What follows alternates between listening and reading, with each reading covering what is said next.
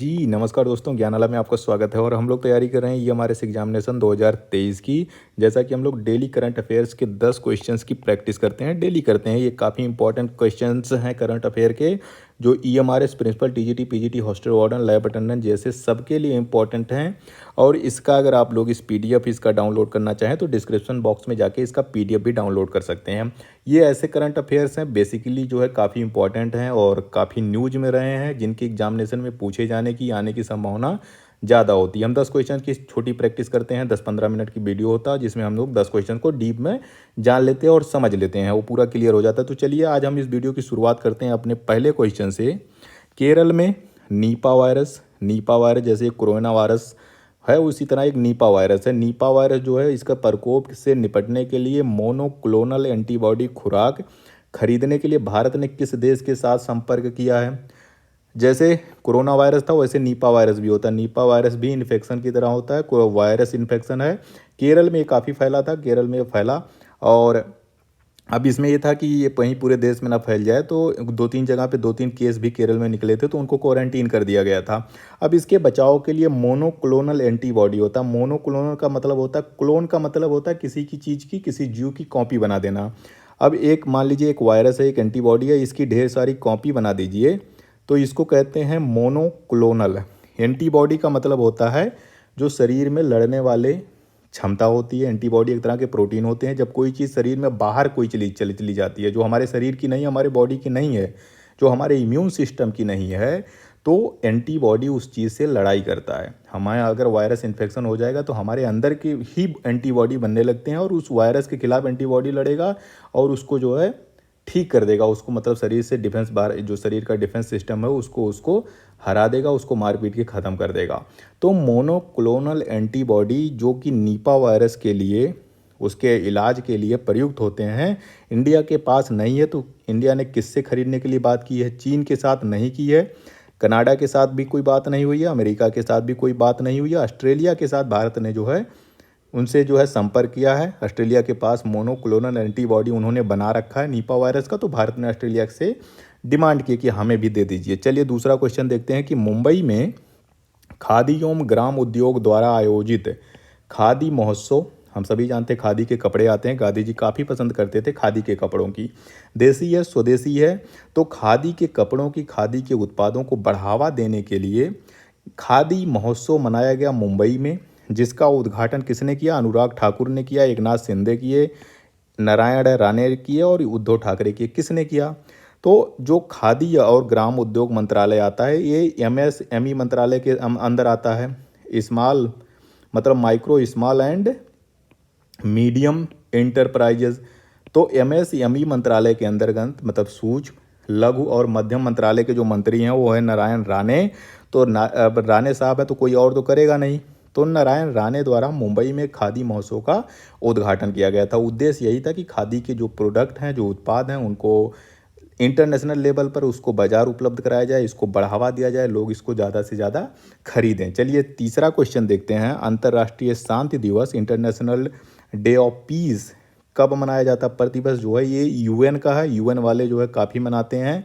अंतर्राष्ट्रीय शांति दिवस मनाया जाता है, कब मनाया जाता है? 19 सितंबर को, 20 सितंबर को, 21 सितंबर को या 22 सितंबर को? तो राइट आंसर है 21 सितंबर को। हर साल 21 सितंबर को अंतर्राष्ट्रीय शांति दिवस मनाया जाता है। उद्देश्य यही है कि हर जगह शांति रहे, विश्व में शांति रहे, देशों में शांति रहे, लोगों में शांति रहे, लोगों के अंदर, लोगों के मन में शांति रहे। इसलिए अंतर्राष्ट्रीय शांति दिवस हर वर्ष 21 सितंबर को मनाया जाता है। चौथा क्वेश्चन,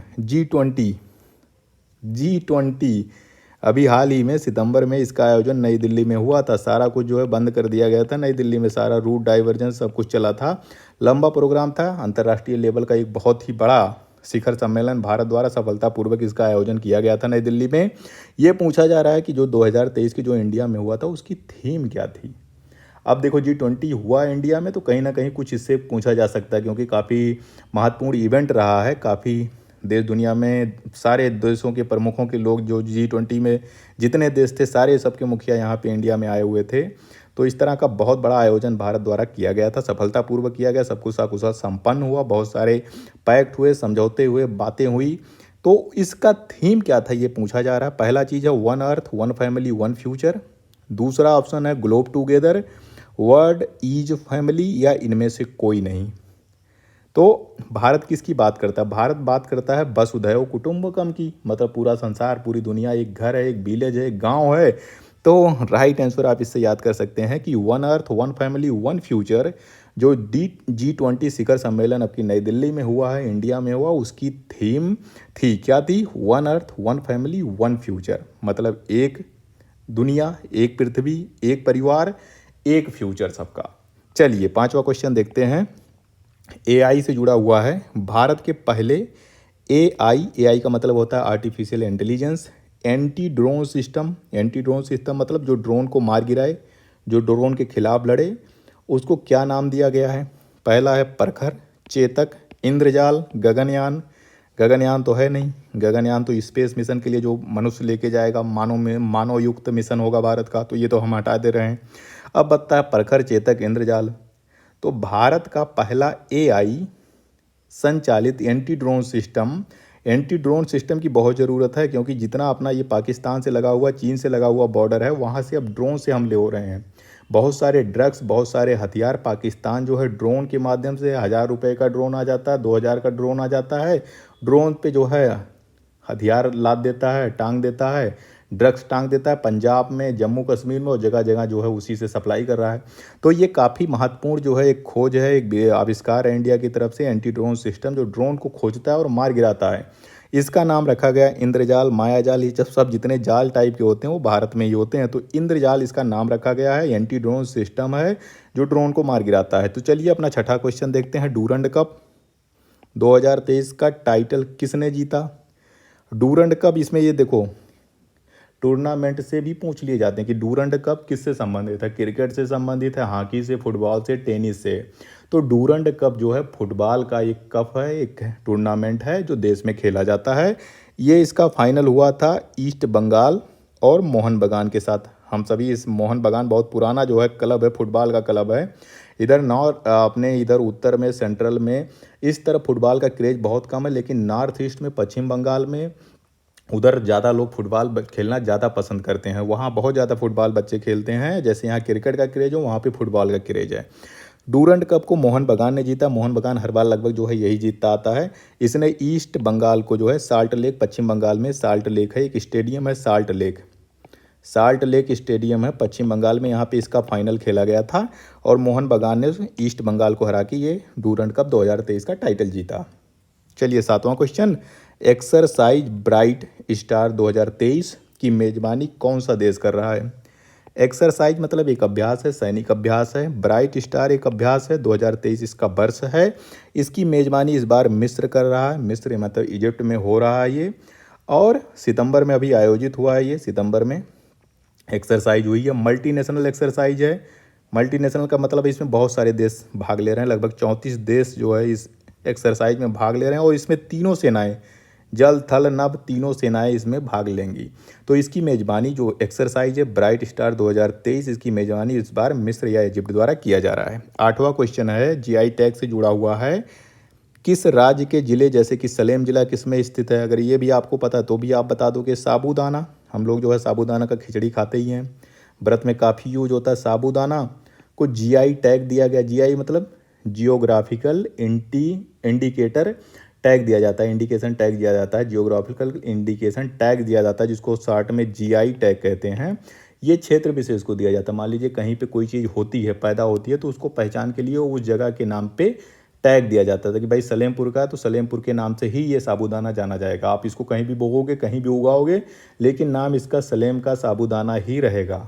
अब ये जीआई टैग अगर मिल जाएगा तो हर जगह पे, हर गांव, हर शहर में जो भी प्रोडक्ट ऐसी है, जो स्पेसिफिक प्रोडक्ट है, जो और कहीं नहीं होते हैं, जो उसकी विशेषता होती है, तो उस तरह से जीआई टैग उनको दिया जाता है। तो ये बिहार में नहीं है सलेम ज़िला, असम में भी नहीं है, राजस्थान में नहीं है, तमिलनाडु का सलेम ज़िला है, जहाँ पे साबूदाने की बहुत ज़्यादा खेती होती है। ये सैगो पाम नामक एक ट्री आता है, ट्री, उसके रूट से, उसके जड़ से, उसको जड़ को काटा जाता है और उससे फिर जो है सैगो पाम या साबूदाना, मतलब साबूदाना निकाला जाता है या बनाया जाता है। तो ये हमारा हो गया। अब नौवां आ जाइए कि किसे रेलवे बोर्ड की पहली महिला अध्यक्ष और सीईओ के रूप में नियुक्त किया गया है। रेलवे बोर्ड, आप समझ रहे हैं कि कब से, बहुत पहले से रेलवे बोर्ड बना है। अंग्रेजों के ज़माने में ही रेलवे बोर्ड बन गया था, लेकिन अभी तक कोई महिला अध्यक्ष, कोई महिला सीईओ नहीं बनी थी। पहली बार ऐसा हुआ है। जया वर्मा सिन्हा को पहली बार, जो पहली महिला हैं जिनको रेलवे बोर्ड का सीईओ बनाया गया है, रेलवे बोर्ड का अध्यक्ष बनाया गया है। 10वां और अंतिम क्वेश्चन है, केंद्रीय मंत्री धर्मेंद्र प्रधान ने शिक्षकों और उद्यमियों को सशक्त बनाने के लिए किसके साथ समझौता किया गया? शिक्षकों और उद्यमियों को सशक्त बनाने के लिए गूगल के साथ, मेटा के साथ, माइक्रोसॉफ्ट के साथ या टेक महिंद्रा के साथ। तो ये समझौता किया है धर्मेंद्र प्रधान जी ने मेटा के साथ। जैसा कि हम सभी जानते हैं, मेटा एक कंपनी है जो चलाती है फेसबुक, मैसेंजर, इंस्टाग्राम, व्हाट्सअप। ये सारे के सारे किस कंपनी के हैं? मेटा के हैं। मार्क जकरबर्ग वाली कंपनी है मेटा। तो मेटा के साथ जो है धर्मेंद्र प्रधान जी ने उद्यमियों और शिक्षकों को सशक्त बनाने के लिए इनके साथ समझौता किया है। तो अगर आप लोगों को ये वीडियो अच्छा लगा तो प्लीज़ लाइक शेयर सब्सक्राइब कर दीजिएगा। और अगर आपको इसका PDF डाउनलोड करना है तो डिस्क्रिप्शन बॉक्स में जाके इसका PDF भी डाउनलोड कर सकते हैं।